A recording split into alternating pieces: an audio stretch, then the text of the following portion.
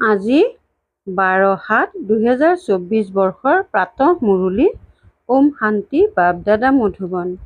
আজি বাবাই কৈছে, মৰমৰ সন্তানসকল, তোমালোক ঈশ্বৰৰ সন্তান তথা ৰাজকুমাৰ ৰাজকুমাৰী হ'ব লাগে। সেইকাৰণে স্মৃতিৰ যাত্ৰাৰে নিজৰ বিকৰ্ম ভস্ম কৰা। প্ৰশ্ন: কোনটো এটা বিধিৰে তোমালোকৰ সকলো দুখ দূৰ হৈ যায়? উত্তৰ: যেতিয়া তোমালোকে নিজৰ দৃষ্টি পিতাৰ দৃষ্টিৰ সৈতে একাগ্ৰ কৰা, তেতিয়া তোমালোকৰ সকলো দুখ দূৰ হৈ যায়। কিয়নো নিজক আত্মা বুলি বুজি পিতাক স্মৰণ কৰিলে সকলো পাপ খণ্ডন হৈ যায়। এয়াই হৈছে তোমালোকৰ স্মৃতিৰ যাত্ৰা। তোমালোকে দেহৰ সকলো ধৰ্ম ত্যাগ কৰি পিতাক স্মৰণ কৰা, যাৰ দ্বাৰা আত্মা সতোপ্ৰধান হৈ যায়। তোমালোক সুখধামৰ মালিক হৈ যোৱা। ওম শান্তি। শিৱ ভগৱানুবাচ অৰ্থাৎ ভগৱানে কয়, নিজক আত্মা বুলি বুজি বহা। পিতাই আদেশ দিয়ে। শিৱ ভগৱান উবাচ মানেই শিৱ বাবাই বুজায়, সন্তানসকল, নিজক আত্মা বুলি বুজি বহা, কিয়নো তোমালোক সকলো হৈছা ভাই ভাই। এজন পিতাৰেই সন্তান। এজন পিতাৰ পৰাই উত্তৰাধিকাৰ ল'ব লাগে। হুবহু যেনেকৈ ৫,০০০ বছৰ পূৰ্বে পিতাৰ পৰা উত্তৰাধিকাৰ লৈছিলা, আদি সনাতন দেৱী-দেৱতাসকলৰ ৰাজধানীত আছিলা। পিতাই বহি বুজায়, তোমালোক সূৰ্যবংশী অৰ্থাৎ বিশ্বৰ মালিক কেনেকৈ হ'ব পাৰা? মোক নিজৰ পিতাক স্মৰণ কৰা। তোমালোক সকলো আত্মা ভাই ভাই। উচ্চতকৈও উচ্চ ভগৱান এজনেই। সেই সঁচা চাহাবৰ সন্তানসকল হৈছে ঈশ্বৰৰ সন্তান। এয়া পিতাই বহি বুজায়। তেওঁৰ শ্ৰীমতত বুদ্ধিৰ যোগসূত্ৰ গঢ়িলে তোমালোকৰ সকলো পাপ খণ্ডন হ'ব, সকলো দুখ দূৰ হৈ যাব। পিতাৰ দৃষ্টিৰ সৈতে যেতিয়া আমাৰ দৃষ্টিৰ মিলন হয়, তেতিয়া সকলো দুখ দূৰ হৈ যায়। দৃষ্টি মিলোৱাৰো অৰ্থ বুজায়। নিজক আত্মা বুলি বুজি পিতাক স্মৰণ কৰা। এয়া হ'ল স্মৃতিৰ যাত্ৰা। ইয়াক যোগ অগ্নি বুলিও কোৱা হয়। এই যোগ অগ্নিৰ দ্বাৰা তোমালোকৰ জন্ম জন্মান্তৰৰ যি পাপ আছে, সেয়া ভস্ম হৈ যাব। এয়া হয়েই দুখধাম সকলো নৰকবাসী। তোমালোকে বহুত পাপ কৰিছা। ইয়াক ৰাৱণ ৰাজ্য বুলিও কোৱা হয়। সত্যযুগক ৰামৰাজ্য বুলি কোৱা হয়। তোমালোকে এনেকৈ বুজাব পাৰা, যিমানেই ডাঙৰ সভা নহওঁ কিয় ভাষণ দিয়াত আপত্তি নাই। তোমালোকেতো ভগৱানুবাচ বুলি কৈ থাকা। শিৱ ভগৱানুবাচ, আমি সকলো আত্মা তেওঁৰ সন্তান। ভাই ভাই হওঁ। বাকী শ্ৰীকৃষ্ণৰ কোনো সন্তান নাছিল, এনেকৈ কোৱা নহয়। ইমানবোৰ ৰাণীও নাছিল।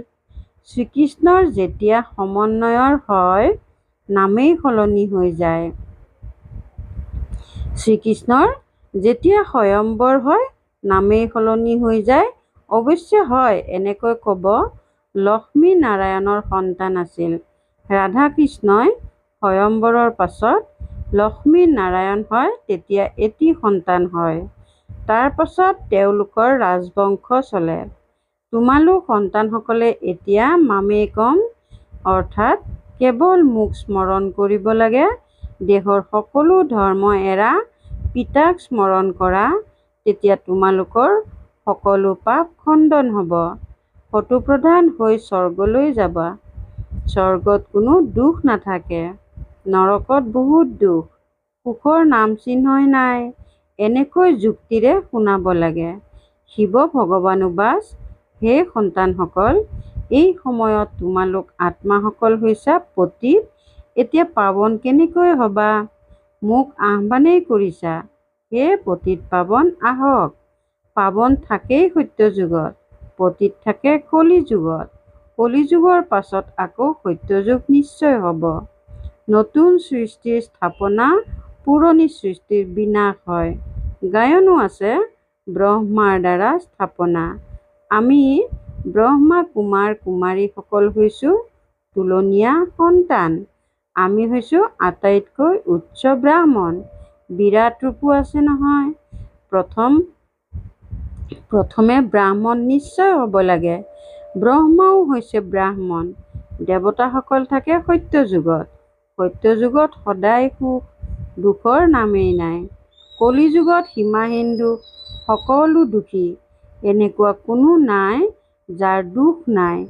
এয়া হৈছে ৰাৱণ ৰাজ্য। এই ৰাৱণৰ ভাৰতৰ ১ নম্বৰ শত্ৰু। প্ৰত্যেকৰে মাজত ৫ বিকাৰ আছে। সত্যযুগত কোনো বিকাৰ নাথাকে। সেয়া হৈছে পবিত্ৰ গৃহস্থ ধৰ্ম। এতিয়াতো দুখৰ পাহাৰ খহি আছে, আৰুহে খহিব। এয়া ইমান বোমা আদি তৈয়াৰ কৰি আছে, ৰাখি থ'বলৈতো নহয়। বহুত পৰিশোধিত কৰি আছে। পাছত আখৰা হ'ব, তাত পাছত চূড়ান্ত হ'ব। এতিয়া অলপ সময় বাকী আছে। ড্ৰামাখনতো নিজৰ সময়ত পূৰা হ'ব নহয় জানো? প্ৰথমে শিৱ বাবাৰ বিষয়ে জ্ঞান থাকিব লাগে। যিকোনো ভাষণ আদি আৰম্ভ কৰাৰ আগতে সদায় প্ৰথমে ক'ব লাগে যে শিৱায়েই নমঃ। কিয়নো শিৱ বাবাৰ যি মহিমা আছে সেয়া আন কাৰো থাকিব নোৱাৰে। শিৱ জয়ন্তীহে হৈছে হীৰাতুল্য। শ্ৰীকৃষ্ণৰ চৰিত্ৰ আদি একো নাই। সত্যযুগততো শিশুও শত্ৰুপ্ৰধান হয়। সন্তানৰ কোনো চঞ্চলতা আদি নাথাকে। শ্ৰীকৃষ্ণৰ কাৰণে দেখুওৱা হয় মাখন খাইছিল, এইটো কৰিছিল, এয়াতো মহিমাৰ সলনি গ্লানিহে কৰে। কিমান আনন্দেৰে কয় যে ঈশ্বৰ সৰ্বব্যাপী। তোমাৰ মাজতো আছে, মোৰ মাজতো আছে। এয়া হৈছে অতি গ্লানি। কিন্তু তমোপ্ৰধান মনুষ্যই এই কথাবোৰ বুজিব নোৱাৰে। গতিকে প্ৰথমে পিতাৰ পৰিচয় দিয়া উচিত। তেওঁ হৈছে নিৰাকাৰ পিতা, যাৰ নামেই হৈছে কল্যাণকাৰী শিৱ, সকলোৰে সদ্গতিদাতা। সেই নিৰাকাৰ পিতা হৈছে সুখৰ সাগৰ, শান্তিৰ সাগৰ। এতিয়া ইমান দুখ কিয় হৈছে? কিয়নো এয়া হৈছে ৰাৱণ ৰাজ্য। ৰাৱণ হৈছে সকলোৰে শত্ৰু। তেওঁক মাৰেও, কিন্তু নমৰে। ইয়াত দুখ কোনো এটা নহয়, সীমাহীন দুখ। সত্যযুগত হৈছে সীমাহীন সুখ। ৫,০০০ বছৰ পূৰ্বে বেহদৰ পিতাৰ সন্তান হৈছিলা আৰু এই উত্তৰাধিকাৰ পিতাৰ পৰা লৈছিলা। শিৱ বাবা নিশ্চয় আহে। আহি নিশ্চয় কিবা কৰিব নহয় জানো? সঠিক কৰি তোলে। সেই কাৰণেতো মহিমা গোৱা হয়। শিৱৰাত্ৰি বুলিও কয়। তাৰ পাছত শ্ৰীকৃষ্ণৰ ৰাত্ৰি। এতিয়া শিৱৰাত্ৰি আৰু শ্ৰীকৃষ্ণৰ ৰাত্ৰিকো বুজিব লাগে। শিৱতো আহেই বেহদৰ ৰাত্ৰিত। শ্ৰীকৃষ্ণৰ জন্ম অমৃত বেলা হয়, ৰাত্ৰি নহয়। শিৱৰ ৰাত্ৰি পালন কৰে, কিন্তু তেওঁৰ কোনো তিথি তাৰিখ নাই। শ্ৰীকৃষ্ণৰ জন্ম হয় অমৃত বেলা। অমৃত বেলা আটাইতকৈ শুভ মুহূৰ্ত বুলি মান্যতা দিয়া হয়। তেওঁলোকে শ্ৰীকৃষ্ণৰ জন্ম ১২ বজাত পালন কৰে, কিন্তু সেয়া প্ৰভাতৰ সময়তো নহয়। প্ৰভাত ২-৩ বজাৰ সময়ক কোৱা হয়, যেতিয়া স্মৰণো কৰিব পাৰি। এনেকৈ জানো ১২ বজাত বিকাৰৰ পৰা উঠি কোনোবাই ভগৱানৰ নাম ল'ব? একেবাৰে নলয়। অমৃত বেলা ১২ বজাক কোৱা নহয়। সেই সময়তো মনুষ্য পতিত লেতেৰা হৈ পৰে। বায়ুমণ্ডলেই বেয়া হৈ যায়। ২:৩০ বজাত জানো কোনোবা উঠে? ৩-৪ বজাৰ সময় হৈছে অমৃত বেলা। সেই সময়ত উঠি মনুষ্যই ভক্তি কৰে। এই সময়তো অৰ্থাৎ ১২ বজা মনুষ্যই নিৰ্ধাৰিত কৰিছে, কিন্তু সেয়া কোনো সময় নহয়। গতিকে তোমালোকে শ্ৰীকৃষ্ণৰ উপজা সময় উলিয়াব পাৰা। শিৱৰ সময় একোৱেই উলিয়াব নোৱাৰা। এওঁতো নিজেহে আহি বুজায়। গতিকে প্ৰথমে শিৱ বাবাৰ মহিমা শুনাব লাগে। গীত শেষত নহয়, আৰম্ভণিতেই বজাব লাগে। শিৱ বাবা সকলোতকৈ মৰমৰ বাবা। তেওঁৰ পৰা বেহদৰ উত্তৰাধিকাৰ পোৱা যায়। আজিৰ পৰা ৫,০০০ বছৰ পূৰ্বে এই শ্ৰীকৃষ্ণ সত্যযুগৰ প্ৰথম ৰাজকুমাৰ আছিল। তাত সীমাহীন সুখ আছিল। এতিয়াও স্বৰ্গৰ গায়ন কৰি থাকে। কাৰোবাৰ মৃত্যু হ'লে ক'ব অমুক স্বৰ্গলৈ গ'ল। হেৰৌ, এতিয়াতো হৈছে নৰক, স্বৰ্গ হ'লেহে স্বৰ্গত পুনৰ জন্ম ল'ব পাৰিব। বুজাব লাগে যে আমাৰ ইমান বছৰৰ অনুভৱ আছে, সেয়াটো কেৱল 15 মিনিটত বুজাব নোৱাৰি। ইয়াৰ বাবে সময় লাগে। প্ৰথমতেতো 1 ছেকেণ্ডৰ কথা শুনোৱা হয়। বেহদৰ পিতা যি দুৰ্ঘটা সুঘটা হয়, তেওঁৰ পৰিচয় দিয়া হয়। তেওঁ আমাৰ সকলো আত্মাৰেই পিতা। আমি বিকে সকলোৱে শিৱ বাবাৰ শ্ৰীমতত চলো। পিতাই কয়, তোমালোক হৈছা সকলো ভাই ভাই, মই তোমালোকৰ পিতা। মই 5000 বছৰ পূৰ্বে আহিছিলোঁ, সেই কাৰণেতো শিৱ জয়ন্তী পালন কৰা। স্বৰ্গত একো পালন কৰা নহয়। শিৱ জয়ন্তী হয়, যাক আকৌ ভক্তি মাৰ্গত স্মাৰক হিচাপে পালন কৰা হয়। এই গীতা আখ্যান চলি আছে। নতুন সৃষ্টিৰ স্থাপনা ব্ৰহ্মাৰ দ্বাৰা, পুৰণি সৃষ্টিৰ বিনাশ শংকৰৰ দ্বাৰা। এতিয়া এই পুৰণি সৃষ্টিৰ বায়ুমণ্ডলটো তোমালোকে দেখি আছা। এই পতিত সৃষ্টিৰ বিনাশ নিশ্চয় হ'ব, সেয়েহে কয় পাৱন সৃষ্টিলৈ লৈ ব'লা। অনেক দুখ আছে, যুদ্ধ, মৃত্যু, বৈধব্য অৱস্থা, জীৱঘাত কৰা। সত্যযুগততো অপাৰ সুখৰ ৰাজ্য আছিল। এই লক্ষ্য উদ্দেশ্যৰ চিত্ৰ তোমালোকে নিশ্চয় লগত লৈ যোৱা উচিত। এই লক্ষ্মীনাৰায়ণৰ বিশ্বৰ মালিক আছিল। 5000 বছৰৰ কথা শুনাই এওঁ অৰ্থাৎ ব্ৰহ্মা বাবা কেনেকৈ এই জন্ম পালে, কি কৰ্ম কৰাৰ বাবে এনেকুৱা হ'ল। কৰ্ম, অকৰ্ম, বিকৰ্মৰ গতি পিতাইহে বুজায়। সত্যযুগত কৰ্ম, অকৰ্ম হৈ যায়। ইয়াত ৰাৱণ ৰাজ্যত হোৱাৰ কাৰণে কৰ্ম বিকৰ্ম হৈ যায়। সেয়েহে ইয়াক পাপ আত্মাৰ জগত বুলি কোৱা হয়। লেনদেনো পাপ আত্মাৰ লগতেই হয়। পেটত সন্তান থাকিলে বিয়া পাতি দিয়ে। দৃষ্টি কিমান আসুৰিক। ইয়াত হয়েই আসুৰিক দৃষ্টি। সত্যযুগক সভ্য বুলি কোৱা হয়। ইয়াত দৃষ্টিয়ে বহুত পাপ কৰে, তাত কোনো পাপ নকৰে। সত্যযুগৰ পৰা কলিযুগৰ অন্তলৈকে বুৰঞ্জী ভূগোল পুনৰাবৃত্তি হয়।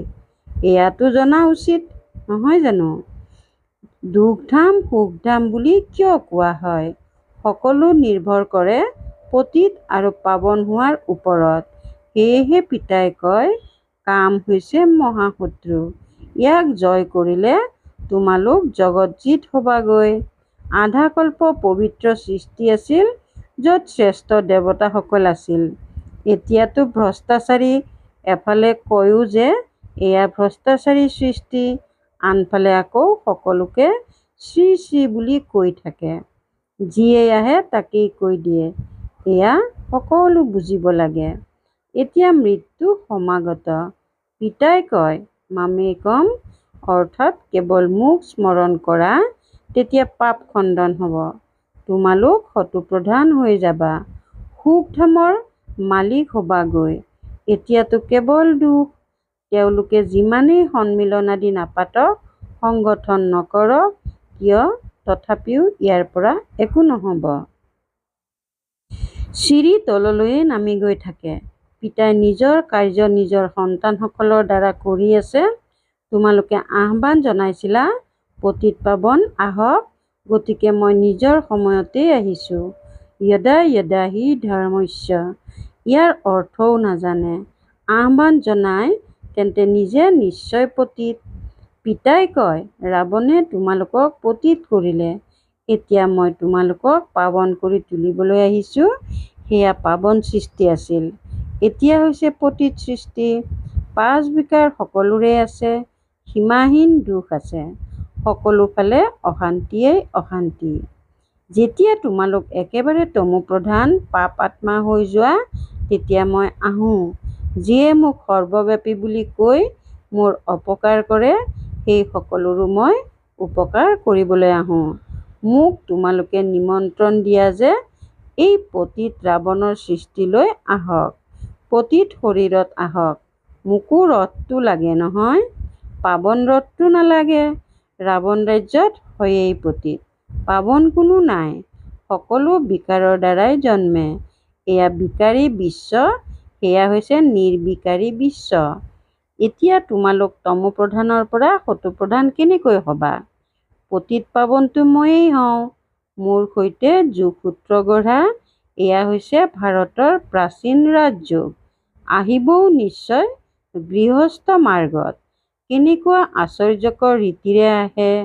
এওঁ পিতাও হয়, তেন্তে মাও হয়, কিয়নো গৌমুখ লাগে, য'ৰ পৰা অমৃত নিগৰিব। গতিকে এওঁ হৈছে মাতা পিতা, আকৌ মাতাসকলক চম্ভালিবৰ কাৰণে সৰস্বতীক মুখ্য হিচাপে ৰাখিছে। তেওঁক জগদম্বা বুলি কোৱা হয়, কালী মাতা বুলিও কয়। এনেকুৱা কলা কোনো শৰীৰ থাকে জানো? শ্ৰীকৃষ্ণক কলা বৰণীয়া কৰি দিলে, কিয়নো কামচিতাত বহি কলা হৈ গ'ল। শ্ৰীকৃষ্ণ কলা অৰ্থাৎ পতিত, আকৌ বগা অৰ্থাৎ পাৱন হয়। এই সকলোবোৰ কথা বুজিবৰ কাৰণেও সময় লাগে।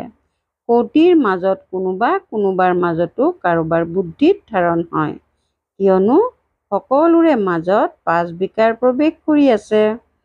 তোমালোকে এই কথাবোৰ সভাতো বুজাব পাৰা, কিয়নো সকলোৰে কোৱাৰ অধিকাৰ আছে। এনেকুৱা সুযোগো ল'ব লাগে, আনুষ্ঠানিক সভাত কোনেও মাজতে প্ৰশ্ন আদি নকৰে। শুনিবলৈ নিবিচাৰে যদি শান্তিৰে গুচি যাওক, শব্দ নকৰিব। এনেকৈ বহি বুজোৱা। এতিয়াতো অপাৰ দুখৰ পাহাৰ খহিব। আমি পিতাক ৰচনাক জানো, আপোনালোকতো কাৰো বৃত্তিক অৰ্থাৎ কৰ্তব্যক নাজানে। পিতাই ভাৰতক স্বৰ্গ কেতিয়া আৰু কেনেকৈ কৰিছিল, এয়া আপোনালোকে নাজানে। আহিলে বুজাই দিম। 84 জন্ম কেনেকৈ লয়? 7 দিনৰ পাঠ্যক্ৰমত অংশ লওক, তেতিয়া 21 জন্মৰ কাৰণে পাপ আত্মাৰ পৰা শূন্য আত্মা হৈ যাব। ভাল বাৰু। অতি মৰমৰ কল্পৰ পাছত পুনৰাই মিলিত হোৱা সন্তানসকলৰ প্ৰতি মাতা পিতা বাপ দাদাৰ স্নেহপূৰ্ণ স্মৰণ আৰু সুপ্ৰভাত। আত্মিক পিতাৰ আত্মিক সন্তানসকলক নমস্কাৰ। ধাৰণাৰ বাবে মুখ্য সাৰ 1 নম্বৰ। পিতাই কৰ্ম অকৰ্ম বিকৰ্মৰ গূঢ় গতিৰ বিষয়ে যি বুজাইছে, সেয়া বুদ্ধিত ৰাখি পাপ আত্মাসকলৰ সৈতে এতিয়া লেনদেন কৰিব নালাগে। 2 নম্বৰ। শ্ৰীমতত নিজৰ বুদ্ধিৰ যোগসূত্ৰ একমাত্ৰ পিতাৰ সৈতে গঢ়িব লাগে, সতোপ্ৰধান হ'বলৈ পুৰুষাৰ্থ কৰিব লাগে, দুখধামক সুখধাম কৰি তুলিবলৈ পতিতৰ পৰা পাৱন হোৱাৰ পুৰুষাৰ্থ কৰিব লাগে, আসুৰিক দৃষ্টি পৰিৱৰ্তন কৰিব লাগে। বৰদান: জ্ঞানপূৰ্ণ হৈ সকলো ব্যৰ্থ প্ৰশ্নক যজ্ঞত স্বাহা কৰোঁতা নিৰ্বিঘ্ন হোৱা।